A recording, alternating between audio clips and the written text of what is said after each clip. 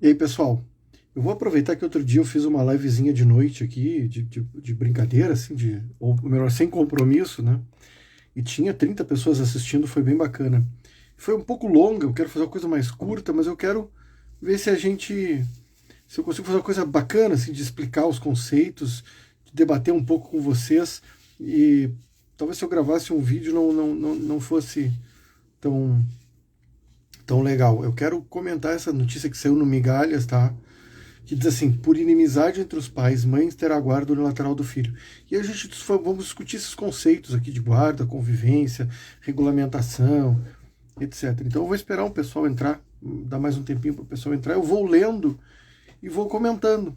E aí espero que isso ajude vocês a pensar os conceitos de guarda e convivência, os critérios, os conceitos que são usados no direito de família. Olha que bacana a minha camisa aqui, ó. I love you 3000. É aquela frase que a menininha diz pro. Acho que deve estar invertido porque eu não sei arrumar aqui o negócio do vídeo. Mas a menininha diz o Stark lá, a filha do Homem de Ferro, ela diz pra ele. Aí ele chega na sala e diz pra mulher: ela me ama 3.000. Você deve estar em 600, 900, alguma coisa assim. É bem legal. 10 pessoas aqui, eu já posso começar, né? Posso começar? Eu fiz um post sobre isso, tá indo bem, teve várias curtidas, mas eu acho que se eu for lendo, assim, vai ficar mais bem explicadinho, né? Por inimizade entre os pais, mãe terá guarda unilateral do filho. A oitava Câmara de Direito Privado decidiu que a mãe terá a guarda unilateral do filho, enquanto o pai terá direito a visitá-lo aos finais de semana alternados e às quartas-feiras. Essa decisão foi tomada após o colegiado observar o estado de animosidade evidente entre as partes, que, de acordo com o estudo psicossocial, não conseguem manter qualquer tipo de diálogo. Primeiro, vamos lá, duas dimensões aqui. Existe um estado de animosidade. Como é que você traduz essa animosidade? É divergência, porque divergência é próprio de qualquer duas pessoas. Divergência existe em todos os relacionamentos. Animosidade é o quê? Violência, gritos, agressividade. O estudo psicossocial identificou o quê? Que existe um risco de como é o problema da nova lei.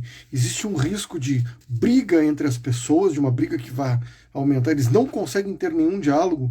Ou o sujeito diz, para a psicóloga lá, a avaliadora de custódia, a gente tem dificuldade, a gente discute. Esse é um sinal de animosidade que inviabiliza o compartilhamento da guarda. Isso já começa por aqui o problema. O segundo problema é, quem dá causa a essa animosidade? Existe alguém? Porque assim, a animosidade pode ser processual. Ela quer uma coisa e ele quer outra. A discordância impede o compartilhamento da guarda. A legislação é clara. Se existe alguém resistente, você dá a guarda para o outro. Tem o artigo 7º da Lei de Alienação Parental que diz isso, e o parágrafo 4º de um dos artigos ali do Código Civil, depois eu até posso pesquisar, que diz isso. Você tem que identificar quem é o intransigente, por uma questão de justiça. Né? Às vezes eu tenho uma nítida impressão de que o pessoal aqui esquece que o que nós temos que investigar também é quem está sendo justo, quem está sendo intransigente, quem está dando golpes, quem não está sendo, não agindo, quem não está agindo de boa fé. Vamos continuar a leitura. Inicialmente, em primeira instância, o juiz havia decretado a guarda compartilhada do menor com o domicílio da criança na residência materna. Gente, o que é domicílio? Essa expressão aqui é de uma bestialidade, porque não existe isso. Isso não faz o menor sentido. Se você tem uma guarda compartilhada, significa que a criança tem dois domicílios. Se ela não tem, é uma guarda unilateral. Não existe, isso eu quero deixar bem claro isso. Não existe em nenhum texto de psicologia, e eu desafio as pessoas a encontrarem isso. Algum lugar que diga que a criança tem um lar de referência. Ou essa figura como uma figura, sei lá, psicológica, uma figura. Não existe isso. Você não encontra isso em texto nenhum. Se esse é um conceito jurídico, ele deriva da onde? Da criança ficar mais tempo num lugar que no outro, mas aí a separação entre uma coisa e a outra deveria ser expressiva. Por exemplo, quando a criança mora em outra cidade, aí faz sentido dizer que ela mora numa residência, que ela tem um lar de referência. É que a expressão referência, ela remete a alguma coisa que não está lá, porque não existe. Referência do quê? É uma referência psicológica, emocional, é o quê? Ela é jurídica, porque às vezes o lar de referência ele vira jurídico, vira a pessoa que vai receber. o dinheiro, ou a pessoa que vai administrar os recursos, são coisas diferentes. Não, nem sempre quem recebe o dinheiro é quem administra. Há uma pobreza assim, conceitual nesse debate. Enfim, vamos seguindo. O regime de visitas paterno foi estabelecido para ocorrer nos finais de semana alternados, as quartas-feiras incluindo pernoites, bem como feriados e festividades. Gente, isso aqui é a típica regulamentação de guarda compartilhada em toda a jurisprudência. Em toda a jurisprudência, quando você tem uma guarda compartilhada, o regime de convivência que você consegue é esse aqui. Vocês estão me ouvindo, hein? Ninguém falou nada, que às vezes eu esqueço de perguntar. Eu acho que vocês estão ouvindo, né? Esse aqui é o padrão de uma guarda compartilhada. Então qual é o ponto?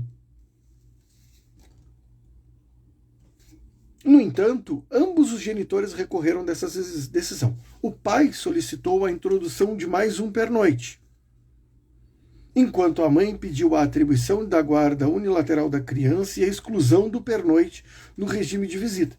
Olha, eu acho, vamos lá, me parece que tanto a mãe quanto o pai estão corretos do ponto de vista conceitual, não que eles estejam moralmente corretos ou juridicamente corretos, mas conceitualmente me parecem certos. Porque assim, a mãe disse, eu quero a guarda unilateral e eu quero reduzir o pernoite. Claro, porque guarda e convivência se confundem. Para eu ter a guarda unilateral, a convivência do pai tem que ser um pouco menor. E nós vamos chegar nisso um pouco depois, logo mais. E o pai disse, para eu ter a guarda compartilhada, eu tenho que ter mais um dia para que a convivência fique próxima do equilibrado. Está correto também? Me parece que ambos estavam, dentro da sua posição, fazendo pedidos coerentes. O relator, em segundo grau, desembargador Salles Rossi, ponderou que, embora as partes tenham inicialmente acordado sobre guarda compartilhada durante a separação, essa modalidade não se mostrou eficaz devido ao estado de animosidade inegável e à total falta de diálogo entre elas. Ele afirmou que a guarda compartilhada não é uma imposição legal e que o próprio parágrafo 2º do artigo 1584 ressalva que um instituto deve ser deferido sempre que possível. Gente, isso não existe mais na legislação há 9 anos. Como pode um desembargador, que é para ser a elite do judiciário, se fosse um juiz, você poderia criticar, mas é um desembargador. Essa expressão sempre que possível não existe mais na legislação. Como é que um desembargador não sabe disso? Como é que o estagiário não sabe disso? Isso não existe mais. E o sempre que possível nem era para ter essa interpretação, mas é bizonho que uma pessoa que faz parte da elite nacional... Veja, o pessoal do judiciário, quando eu falo judiciário, juízes, não é exatamente judiciário, mas assim, a elite desse ambiente, desembargadores, juízes, promotores, pessoal da defensoria, eles fazem parte do 1% mais rico da população, fizeram cursos que são extremamente... que tem prestígio social, direito. O sujeito passou num concurso, foi juiz, e aí ele escreve uma coisa que não está mais na legislação há 9 anos. Por esse motivo, o colegiado determinou o afastamento da guarda compartilhada, atribuindo-a exclusivamente à genitora. De novo, o pai foi punido, né? Ele perdeu a guarda. E faz sentido ele perder a guarda? Onde é que está a justificativa? Porque, no mínimo, deveria se dizer o seguinte, olha, nós atribuímos a guarda unilateral à mãe porque ela não dá cabo à animosidade. Não é ela responsável pela animosidade, é ele. Então aí ele não pode ter a guarda. Agora, a animosidade premia a mãe, então ela pode ser ela, a pessoa, a criar a animosidade, algo que já foi inclusive comentado pela ministra Nancy Andrighi, tem vários votos da ministra falando disso, e que pode ser piorado com essa nova lei agora, né, que foi o tema da nossa última livezinha. Se a mãe cria animosidade, não vai ser possível a guarda compartilhada. Quer dizer, ela é premiada com mau comportamento. Tem um artigo da Sandra Vilela que ela diz exatamente isso. As mães são premiadas pelo mau comportamento que elas apresentam no judiciário.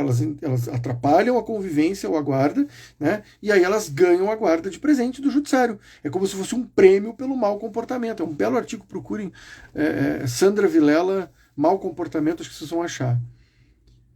Daí assim, vou continuar e agora a gente entra na parte mais conceitual. No entanto, o pai não será privado do convívio com a menor, com o menor, já que o regime de visitação foi mantido com as visitas nos finais de semana alternados e as quartas, ambos incluindo pernoite. Ok, vamos lá. O que o pai havia pedido? A ampliação da convivência. Por que não foi dada? A legislação sobre isso é claríssima. A guarda deve ser compartilhada e a convivência deve ser equilibrada, visando o equilíbrio. Se o desembargador reconhece que a convivência é benéfica a ponto de não reduzi-la, como havia pedido a mãe pede para reduzir. O desembargador não reduziu. Por que ele não deu o que o pai pediu, que era para aumentar? Qual é o problema? É possível ter um pernoite na quarta, mas não é possível ter um pernoite também na quinta, porque na quarta pode, na quinta não pode. Qual o fundamento? É técnico? Vem da psicologia? O que a psicologia fala sobre isso? Muito pouco, mas o que ela melhor fala, o que nós temos de estudos que dizem que quanto mais próximo da divisão, perto do meio, né, quanto mais próximo do meio, melhor. Não há nenhum óbice. E aqui é um ponto importante. Não existe essa avaliação pessoal de cada criança, é uma criança. Isso é uma grande bobagem. Você não faz um estudo psicossocial para ver se você vai matricular seu filho numa escola, se ele vai de manhã ou se ele vai de tarde, se ele pode fazer o judô de tarde, ou se ele não vai poder fazer aula de música, se ele é compatível com a aula de música. Vou fazer uma avaliação psicossocial para saber se ele pode fazer balé ou se ela pode fazer natação. Você simplesmente matricula. Você simplesmente regulamenta a convivência. Essa ideia de passar por um atravessador que vai falar groselha é um completo absurdo. Não existe. Isso é um produto que é vendido pelo direito. Não existe uma avaliação para cada criança. Inclusive, o Conselho Federal de Psicologia diz isso num dos seus documentos. Ele diz, olha, não é papel do psicólogo fazer calendário de visitação. O psicólogo deve visar pela manutenção do vínculo. Está lá. Procurem Conselho Federal de Psicologia, regulamentação de convivência. Qual é o termo técnico que eles usam lá? É tipo recomendações, alguma coisa assim. Procurem que vocês vão achar. Não é papel do psicólogo dizer, eu fiz uma avaliação aqui, parece uma coisa assim meio jorei, né? Fiz uma impositura de mãos aqui, botei a mão na cabeça dessa criança, essa aqui só nas quartas. Isso não existe. Não existe avaliação, não existe técnica. Hoje eu tinha pensado em fazer um vídeo sobre o vídeo que eu fiz ontem sobre psicologia. Acabou que resolvi fazer dessa decisão aqui. Mas a psicologia é um grande problema, né? Outro dia veio um laudo de uma... Eu peguei um laudo, me mandaram. A criança, a mãe havia sido acusada de abusar sexualmente a criança. A mãe. E a psicóloga disse que a criança misturou tintas, que a mistura era escatológica e, portanto, havia um sinal de alguma coisa. Pô, peraí. Como assim? Do dia que se tira isso? Isso é uma tradição antiga da psicologia, da ideia de ver o que está no inconsciente, que hoje a psicologia contemporânea não vai muito nessa linha, a ideia de que você interpreta sonhos, que você faz associações de palavras, o sujeito disse uma coisa, então isso deve significar alguma coisa, sabe? Não é assim que funciona. Inclusive os testes projetivos, hoje em dia, por exemplo, aquele teste das manchinhas, né, eles estão caindo em desuso. Eles não têm uma boa aceitação pela psicologia mais técnica. O pessoal faz, mas é meio... né, tem o pessoal, inclusive, a justiça exige que você faça o teste das manchinhas, mas o pessoal da psicologia formado, baseado na psicologia baseada em evidências, começa a dizer, não, peraí, que isso aqui não tem uma boa fundamentação. Enfim... Se o pai pediu mais um dia, eu fiz me perdi aqui um pouco, mas vamos lá. Se o pai pediu mais um dia, por que não foi dado? E agora, se a mãe, aí por outro lado, se a mãe queria guarda unilateral, e se a guarda unilateral tem forte relação com uma convivência menor, porque deve ter, a guarda unilateral significa que a pessoa tem uma custódia física quase exclusiva, porque esse sempre foi o conceito de guarda. A pergunta que eu quero fazer agora é: a convivência desse casal vai ser a mesma que eu tenho guarda compartilhada e é a mesma convivência que eu tenho, e de outras pessoas que eu tenho. O que muda ser compartilhada ou unilateral? Essa é a pergunta. Dita de outro modo, qual é o escopo? Porque o que está implícito aqui? A ideia de que guarda é uma coisa e convivência é outra. Guarda seria o poder de decisões, não é mesmo? É o que diz. O que é dito. A pergunta é: qual é o escopo da guarda enquanto poder de decisão? Qual é o escopo? Porque assim, esse pai e essa mãe vão ter o poder familiar dividido.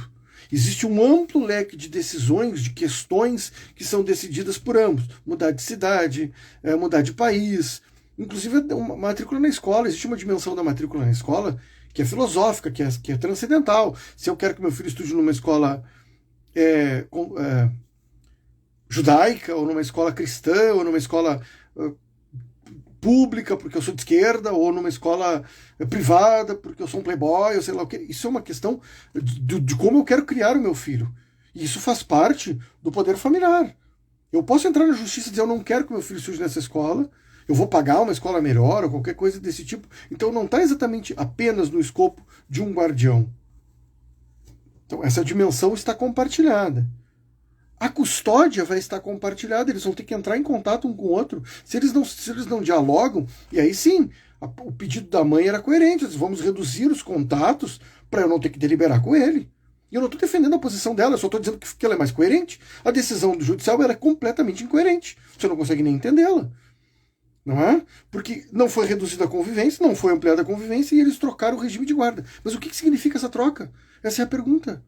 Essa guarda que a mãe vai ter, qual é o escopo? O que ela pode fazer? O que ela não pode? Ela pode mudar a escola para longe? Não pode, porque tem a regulamentação de convivência. Vai atrapalhar a convivência do pai na quarta-feira. Qual é o escopo de autoridade de quem tem a guarda? Se não está na custódia física, né? Na custódia física, que é o que eles vão compartilhar mais ou menos, porque é um pernoite no meio da semana, mas os finais de semana alternados dá mais ou menos de 10 a 12 dias por mês. É quase a metade do tempo. Então, eles vão compartilhar essa autoridade. O pai vai dizer que hora a criança vai dormir, que hora vai acordar, se ela vai para o colégio. Ele vai ter que entrar em contato com a mãe para dizer: eu estou sem casaco do colégio, ou eu preciso mandá-la amanhã. Ela vai dizer: ela não fez os temas na quarta, você tem que cuidar disso. Hoje tem consulta no médico, é quarta-feira, tem que levar no médico. Alguém. Isso não é óbvio? Por isso que o pedido da mãe faz mais sentido. Vamos reduzir a convivência, porque guarda é convivência. A autoridade que vem da guarda, e isso é trivial na literatura internacional. A pergunta é: poderia então, digamos, se eles tivessem pedido uma semana para cada um, a guarda seria unilateral materna e a convivência seria uma semana para cada um, numa guarda que muitos chamariam de guarda alternada? Então é possível uma guarda alternada dentro de uma guarda unilateral compartilhada com um lar de referência? Isso é uma bagunça conceitual, gente, pelo amor de Deus. Isso não faz o menor sentido. Isso é completamente irracional. E essas irracionalidades você vai vendo nas decisões judiciais e nos livros da doutrina. Nos Estados Unidos isso é muito bem delimitado. Quando você lê um livro americano, quando eles falam de guarda compartilhada, embora, veja bem, nos Estados Unidos, no direito inglês, eles não têm a figura do poder familiar. Eles têm a guarda. Então, havia um problema. Você era excluído da relação do seu filho quando o outro tinha a guarda unilateral, que era sole custody, custódia, né? Aí havia uma discussão: não, mas peraí, eu não quero perder meu filho, eu quero continuar tendo uma relação, ou eu vou morar em outra cidade, o homem, e a mãe ficou lá, eu quero participar de algumas decisões. Então eles tinham essa ideia da guarda compartilhada jurídica. Agora, o núcleo do debate nos Estados Unidos sempre foi relação de convivência. O livro da Judith Wallerstein de 1980, Sobrevivendo ao Divórcio, que é um clássico do debate, quando ela fala lá em guarda compartilhada, eles estão falando de compartilhamento da custódia física. O grande debate do século XX sobre guarda é sobre custódia física. Nos artigos do Robert Minogue, de 70 e poucos, quando ele fala lá no Barganha na sombra da justiça, Bargain in the Shadow of the Law, da lei, não da justiça, da lei. No outro artigo dele sobre o melhor interesse da criança, quando eles falam de guarda compartilhada, eles estão falando da custódia física. Não faz sentido para um americano você ter uma guarda unilateral em que existe uma custódia física compartilhada. Nesses termos aqui, a guarda unilateral... Travou o vídeo.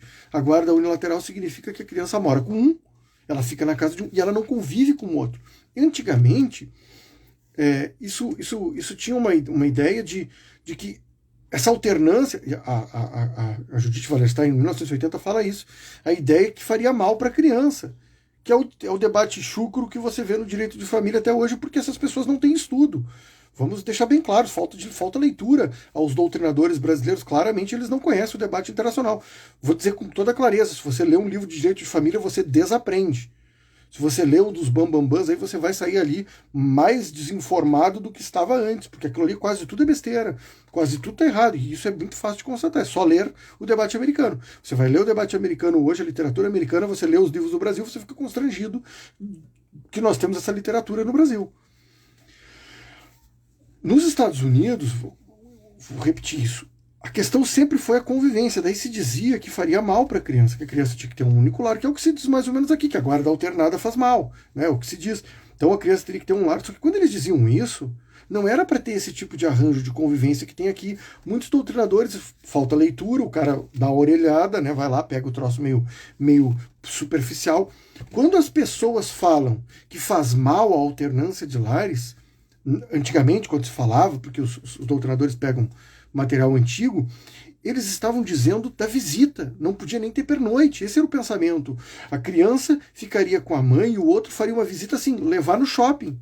Você vai lá no McDonald's, come um negócio, compra um cartucho de videogame e manda a criança para casa da mãe. É um sábado. Isso era visita. E isso era guarda. Então, você só tinha duas opções. Um seria o visitante e o outro seria o guardião. Se você fosse o guardião, a criança ia ficar com você 90% do tempo. Os outros 10% seriam o direito de visita. O sujeito pegaria a criança no domingo, aí ele diria para a mãe, poxa, hoje a gente está meio tarde aqui no shopping, será que não dá para ele dormir lá em casa hoje? Tá, hoje ele pode. Então ele dormia lá, cada 2, 3 meses ele dormia na casa do pai, aí o pai ficava 2 finais de semana sem aparecer porque ele estava viajando, trabalhando, aí ele voltava. Hoje eu vou pegar ele na quarta para levar no Fla-Flu ou no Grenal, pode ser? Claro, mas depois tu traz ele aqui porque amanhã ele tem aula, beleza. É esse o conceito. A guarda unilateral era isso.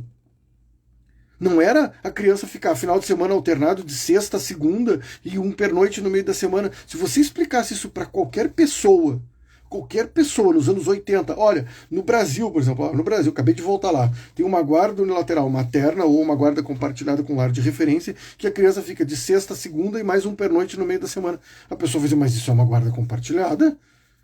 Meu Deus, vai fazer muito mal, porque naquela época as pessoas pensavam isso.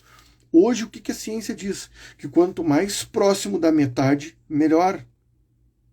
Então, esse tipo de decisão aqui, na boa, não faz sentido, porque é uma guarda compartilhada, na prática, porque eles vão ter que conversar. A criança vai esquecer o caderno na casa da mãe, o pai vai ter que entrar em contato com ela, não vai mudar nada. E a distinção, né? Só que, é claro, isso aqui é tão maluco que daqui a pouco a mãe vai tomar uma decisão sozinha e o pai vai, que é uma guarda unilateral, o pai vai ter que entrar na justiça e aí vai ser dito que, e esse é bizarro, aí vai ser dito que ela detém a guarda unilateral. O que foi feito no Brasil? Isso é tão bizarro que, assim, foi feita uma lei para compartilhar a guarda. Vamos lá, o poder familiar já era compartilhado, agora nós vamos compartilhar a guarda, que é basicamente compartilhar a convivência. O que o pessoal entendeu? Que o Brasil importou o direito inglês para cá. Passou a dizer que na guarda unilateral a pessoa exerce sozinha o poder familiar. Tá cheio de vídeos de advogado na internet dizendo isso. Não, se a guarda é unilateral, a mãe decide tudo sozinha. Claro, é uma derivação de uma ideia burra, você deriva outra burrice. Porque se guardas são decisões, não podem ser, mas se guardas são decisões e existe um guardião unilateral, ele decide sozinho. Mas a pergunta é, ele decide o quê? Neste caso, a custódia é conjunta. Basicamente, quase. 10 dias para um, 20 dias para outro. O poder familiar está compartilhado. Qual é o escopo de autoridade da pessoa que tem a guarda unilateral? Aí alguém poderia dizer, mas o judiciário vai aplicar isso. Sim, mas o outro problema veja, mesmo que fosse uma guarda compartilhada com lar de referência materno, ele aplicaria a mesma coisa. Ele olharia para esse lar de referência e entenderia que, no final, a guarda é só dela, nesse sentido jurídico. E aí, claro, há uma confusão entre poder familiar e guarda. Se atribui ao detentor do lar de referência, ou da guarda, o exercício exclusivo do poder familiar. O que é uma maluquice. Você vê vários vídeos por aí de advogados dizendo isso. Tem um artigo do Gustavo Tepedino sobre isso, de 2004. É muito bom, que é citado por um desembargador aqui no Rio Grande do Sul, de quem eu discordo frontalmente, mas ele é intelectualmente muito qualificado, o Brasil Santos, Luiz Felipe Brasil Santos. Ele é crítico da guarda compartilhada e tal, mas ele escreve muito bem. E ele diz, gente, esse conceito de guarda compartilhada é um zero, não vale nada. E ele está certo. Guarda compartilhada enquanto poder de decisão é uma completa bobagem.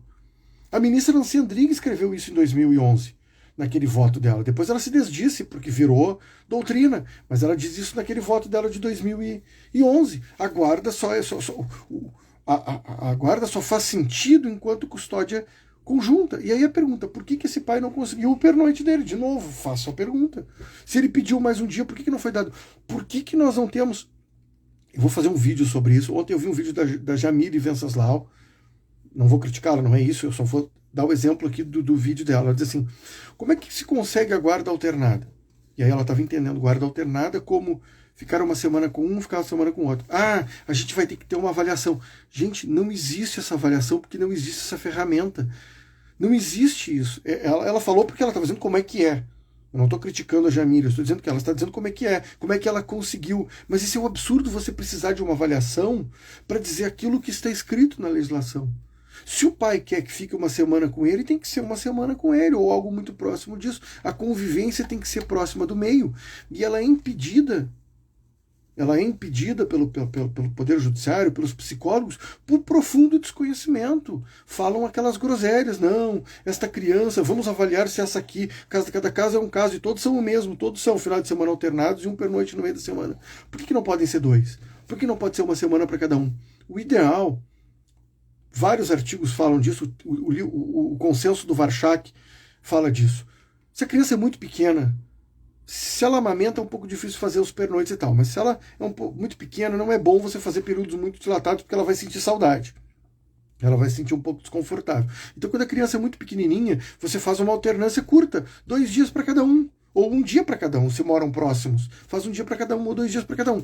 Quando a criança vai crescendo, você já pode fazer uma semana para cada um. Depois dos 4, 5 anos, 6, faz uma semana para cada um. É perfeito. A criança se adapta, ela convive bastante com os outros, ela não fica tanto tempo distante. Ou faça metade da semana para não ficar tão dilatado. Agora, por que há tanta resistência? Por desinformação, as pessoas não conhecem as pesquisas. Procure nos livros de direito de família, onde é que estão as citações dos estudos. É chocante, você abre a doutrina, não tem uma citação em inglês. Gente, a língua da ciência nos últimos 50, 60 anos é em inglês. Não tem um estudo empírico, é tudo lógico dedutivo, não sei quem disse, não sei quem falou, afirmações peremptórias do gordurosa, feitosa. Cadê o estudo empírico? Cadê a citação do estudo? Não, esse cara aqui, isso aqui.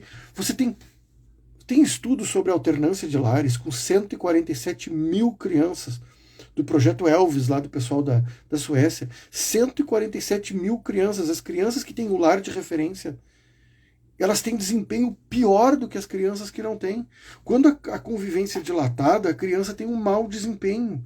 Isso tudo está muito bem referendado, muito bem reafirmado na literatura. Tem meta-análise de 2000, tem esses estudos de 2013, 2014, 2017, 2018, tem meta-análise de 2016, tem meta-análise de 2018, tem uma meta-análise que saiu agora, não é uma meta-análise, é uma revisão sistemática. É uma revisão sistemática de 2023 agora. Todos dizem a mesma coisa. A convivência tem que ser o mais próximo da metade possível. Em alguns casos, quando a convivência é dilatada, não se viu benefício na guarda compartilhada, na alternância, na convivência. E as pessoas que diziam uma coisa completamente diferente do que você lê no debate internacional. Nós vivemos numa bolha de ignorâncias, de desinformação.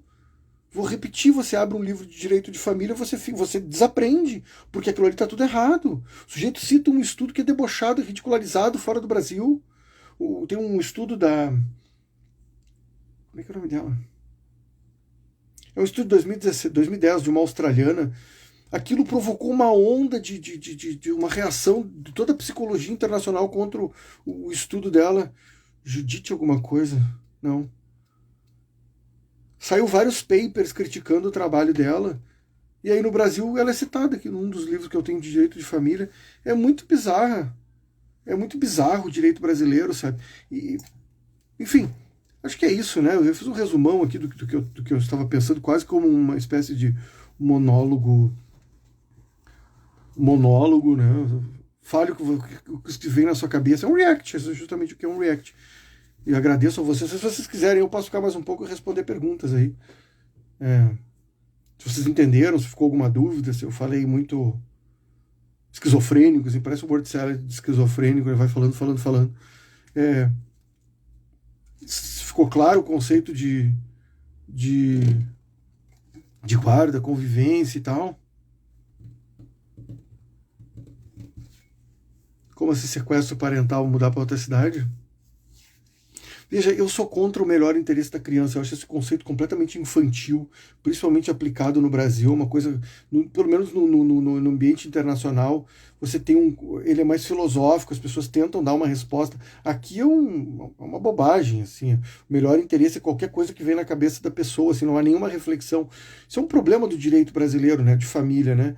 É muita platitude, as pessoas falam umas coisas assim, guarda e convivência. Vai ficar gravado assim. Guarda e convivência são institutos distintos. Não, não são. Ah, mas alimentos é uma coisa, guarda é outra. Claro que não. Ah, mas a necessidade da criança. A necessidade se dá no exercício da guarda. Se você tem 2 guardiões, você tem um problema para determinar as necessidades, porque a criança vai ter 2 casas, ela tem necessidades nos 2 ambientes, além do que ambos têm autoridade sobre os seus filhos. Como é que você vai dizer que um pode falar e o outro não pode falar? Se ela fala sobre a minha renda, eu falo sobre a renda dela. Se eu tenho o dever de sustento, ela tem o dever de sustento. Se eu tenho que trabalhar. Se ela pode dizer que ela vai ficar em casa sem trabalhar para cuidar, então eu posso dizer que eu vou ficar em casa para trabalhar, sem trabalhar para cuidar. Como é que a gente vai resolver isso? A guarda compartilhada é um grande problema do ponto de vista da deliberação. Você não resolve isso com essas platitudes que você vê nesses livros de direito. Aliás, eu brinco, esses livros de direito só tem 300 páginas porque é uma confusão. Parece aquele filme que ganhou o Oscar lá, o Tudo ao Mesmo Tempo, em todos os lugares, e aqui, agora, e antes e depois. O sujeito tropeça nas próprias pernas, é horroroso. Deixa eu tentar ler aqui. Pai mora em outro estado, consegue as férias? Acho que sim.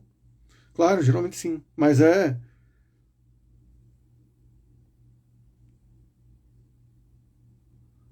Márcio, como os tribunais estão julgando em litígio a questão da convivência equilibrada?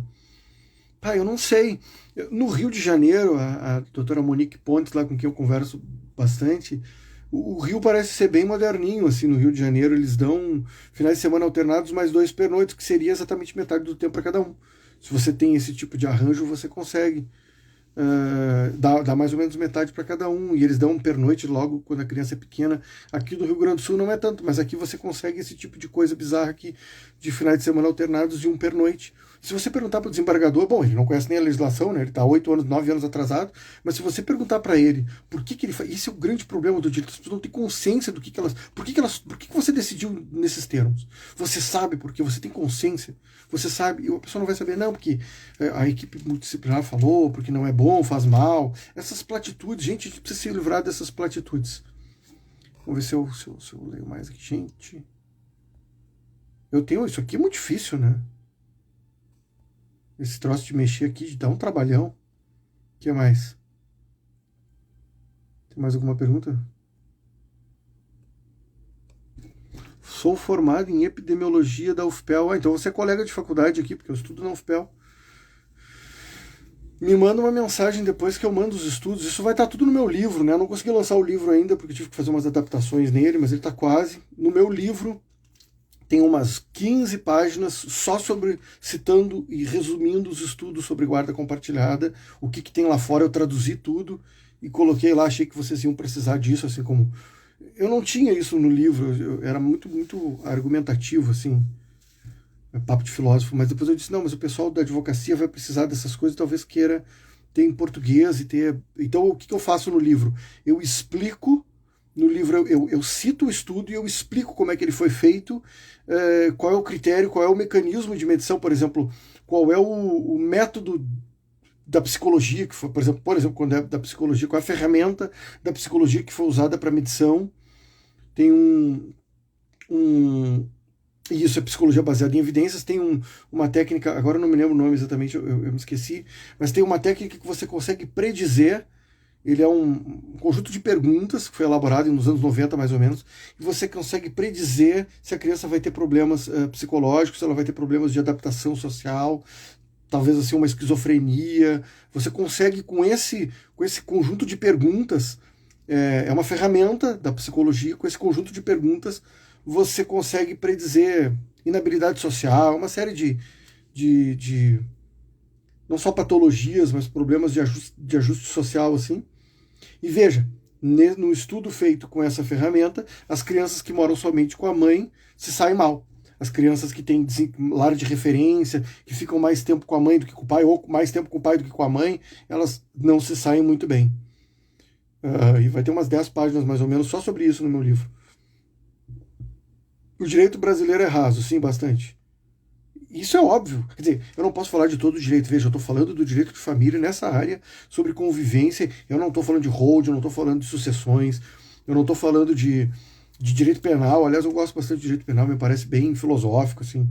As discussões, eu tenho um amigo promotor que também é formado em filosofia, as discussões me parecem bem mais aprofundadas do que isso que eu estou falando agora, que a gente está falando de convivência, vamos ver. Por que a criança não pode morar com o pai quando ela tem mais tempo? Pois é, vocês vão ler isso no meu livro, tem uma parte que eu cito. O sujeito diz, o pai pega a criança e deixa com a avó. Sim, é uma crítica que um doutrinador faz ali. Eu digo, a mãe faz a mesma coisa. Por que você critica? É sempre essa noção de que a relação com o pai, isso vem lá da psicologia do século XX, da psicanálise e da teoria do apego. Tem uma parte, o segundo capítulo do meu livro é sobre isso. Deve ter umas 80 e poucas páginas só explicando o que foi a psicologia sobre guarda e convivência no século XX. E havia essa ideia de que a criança tem uma relação diferenciada com a sua mãe e que o pai é um problema. Ele atrapalha se ele está separado. Então, para mantê-lo ali, ele tem que ser divertido. Aí vem desses conceitos a ideia de convivência qualitativa. Porque aí o pai teria que fazer alguma coisa divertida para justificar que você tirou a criança do seu cuidador principal para fazer alguma coisa. E teria que ser rápido. Né? Não pode ser banal. Além do que, também tem o preconceito, né? A ideia de que se a mãe ficou o final de semana vendo novela, você não usa os critérios de qualitativo para as mães, você só usa para os pais. Né? Quando você estabelece a pensão, a mãe diz, não, mas é que eu trabalho, eu preciso deixar com uma babá. Ah, tá. Então você vai deixar com um terceiro. A mãe é rede de apoio, o pai é negligência e terceirização dos cuidados. É o preconceito, é uma área extremamente preconceituosa o direito de família. Até por causa da baixa reflexão, né? A pessoa escreve um negócio, acho que ela não reflete sobre o que ela escreveu. Vê se tem mais alguma aqui. O que tu acha de conviver 14 dias com a criança e ainda aguarda a unilateral? Exato, o que tu acha de, tipo assim, a convivência 14 dias com um e 16 com outro e a guarda unilateral não muda nada. O que é essa guarda unilateral? Essa é a pergunta, volto a perguntar. Qual é o escopo de autoridade de uma guarda unilateral com convivência equilibrada e poder familiar equilibrado, dividido, porque né, você mantém o poder familiar. Isso não faz sentido, isso é a jabuticaba brasileira. Existe idade mínima para pernoite? 1 ano e 2 meses, guarda compartilhada só com visita assistida. Isso é um problema da amamentação. Do ponto de vista psicológico, não existe nenhuma, inclusive o consenso de Warshak fala disso, não existe nenhum óbice, né? E os estudos contemporâneos falam disso. O problema é a amamentação aqui, né? Que a pessoa vai dizer que não dá, que ela ainda amamenta, que tem os horários e tal. Daria para fazer um pernoite, ou, sabe, uma pessoa legal, ela deixa você levar seu filho, o judiciário vai ser difícil, mas tem decisões do Rio de Janeiro que dão. Se você mostrar que a criança já come, que ela já fica com você, isso é uma questão bem, bem complicada. Eu sou favorável, eu acho que se a criança está acostumada com você e ela já se alimenta, ou se ela não amamenta, pode começar o pernoite desde os 6 meses. Se ela não tem amamentação, tanto faz. Não tem um fundamento psicológico, isso é uma coisa do passado, com teoria do apego e psicanálise e tal. Eu acho a teoria do apego completamente equivocada, mas isso é uma discussão mais técnica. Se quiserem, eu faço um dia. O leite em fórmula, alguém falou aqui da amamentação. Previsão para o lançamento do livro. Puxa, não sei, eu não consegui ainda resolver isso. Eu estou atrapalhado com outras coisas. Outra pessoa perguntou. Assim que sair, eu tive que mexer no livro agora, eu tive que fazer uma adaptação, porque isso é um problema de livro que fala de direito, né? Porque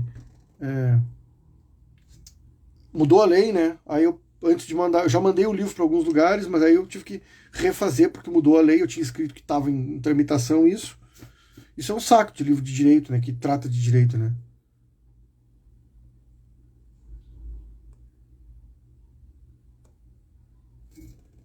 Curitiba, meu filho mora aí no Rio Grande do Sul, eu moro em Curitiba. Não dá para fazer guarda compartilhada nisso, né? Não existe guarda compartilhada nesse caso, e a convivência vai ser só nas férias.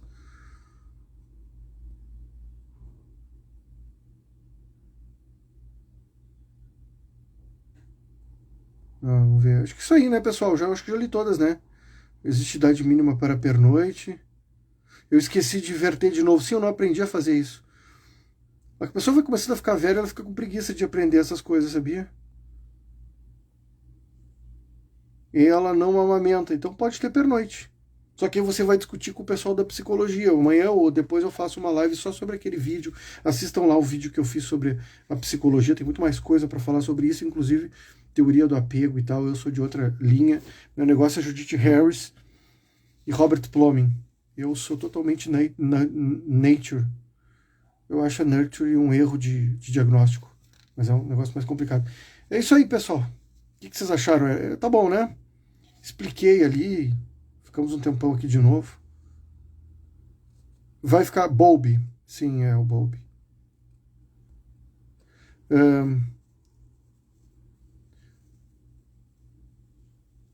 Sim, os TJs fazem campanha mutirão com o intuito de pais registrar, mas é que eles não querem que você participe da vida, eles só querem que você pague pensão. Esse é o ponto. A Catherine Eden fala isso, né? O Estado te empurra com uma mão enquanto mete a mão no seu bolso. Esse é todo o primeiro capítulo do meu livro. Outro dia alguém perguntou como é que estava estruturado o meu livro, então eu vou comentar aqui rapidão. Vamos lá. O primeiro capítulo é sobre paternidade, é sobre o pai socioafetivo, o pai biológico, e como a sociedade, a cultura, e a sociologia e a antropologia veem o pai. O segundo capítulo é sobre psicologia, o debate sobre se faz mal, se não faz mal, primeiro cuidador primário,